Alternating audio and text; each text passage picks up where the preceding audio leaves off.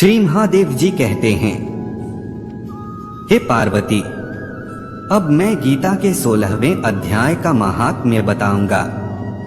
ध्यान से सुनो। गुजरात में सौराष्ट्र नामक एक नगर है।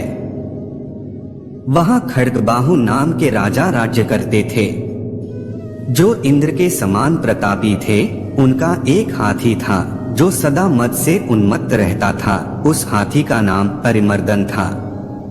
एक दिन रात में वह हाथी सांकलों और लोहे के खंभों को तोड़कर बाहर निकल आया। महावत उसको दोनों ओर अंकुश लेकर डरा रहे थे, किंतु क्रोधवश उन सब की अवहेलना करके उसने अपने रहने के स्थान हथिसार को गिरा दिया। उस पर चारों ओर से भालों की मार पड़ रही थी, फिर भी महावत ही डरे हुए थे। हाथी को तनिक भी भय नहीं होता था। इस कौतूहलपूर्ण घटना को सुनकर राजा स्वयं हाथी को मनाने की कला में निपुण राजकुमारों के साथ वहां आए। आकर उन्होंने उस बलवान हाथी को देखा।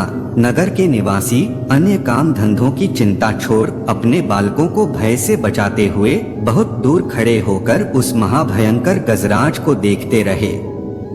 उसी समय कोई ब्राह्मण तालाब से नहाकर उसी मार्ग से लौट रहा था। वे गीता के 16वें अध्याय के कुछ श्लोकों का जप कर रहा था।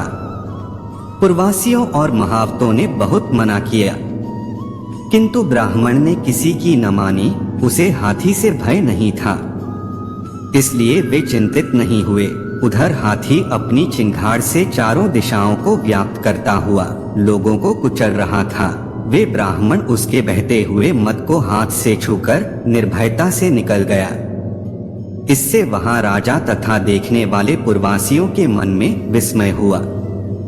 राजा ने आश्चर्यचकित होकर पूछा, हे ब्राह्मण, आज आपने यह महान अलौकिक कार्य किया है, क्योंकि इस काल के समान भयंकर गजराज के सामने से आप सकुशल लौट आए हैं।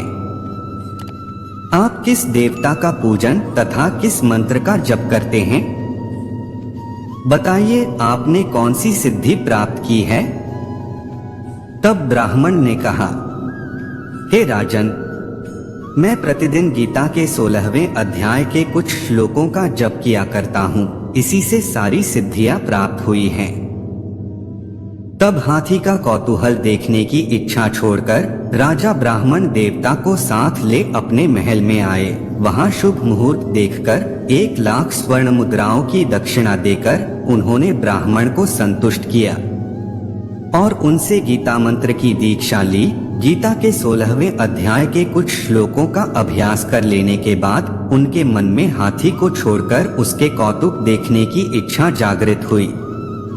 एक दिन सैनिकों के साथ बाहर निकलकर राजा ने महावतों से उसी मत्त गजराज का बंधन खुलवाया। वे निर्भय हो गए।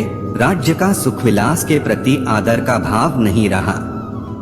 वे अपना जीवन तृणवत समझकर हाथी के सामने चले गए। साहसी मनुष्यों में अग्रगण्य राजा खड्गबाहु मंत्र पर विश्वास करके हाथी के समीप गए। मद की अनवरत धारा बहाते हुए उसके गंडस्थल को हाथ से छूकर सकुशल लौट आए।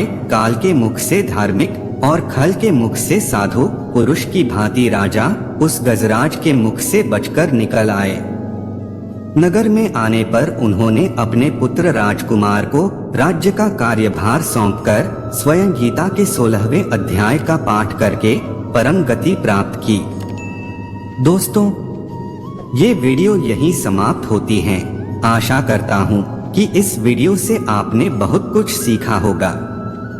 मिलते हैं अगले महात्म्य के अध्याय में। तब तक अपना ख्याल रखना।